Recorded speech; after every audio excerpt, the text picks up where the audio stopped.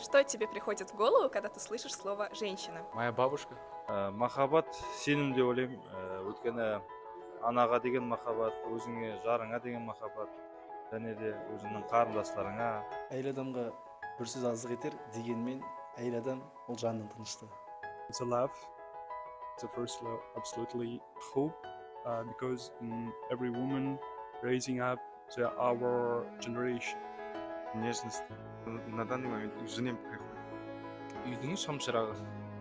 Өмірлік серік ретінде. Забота. Өнегелі әже, ардақты ана, аял жар.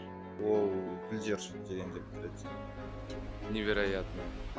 Обворожительная, очень часто своей женщине говорю. Әйел дегенде ең бірінші ойға келетін негізі махаббат, нәзіктік секілді сезімдер әлемдегі ең керемет жаратылыс деп айтсам қателеспеймін. Только одним, наверное, умыр. Әйел адам гүл баптап ұстау керек. Қанша баптап ұстап қарасаң, көңіл бөлсең, сонша құлпырады.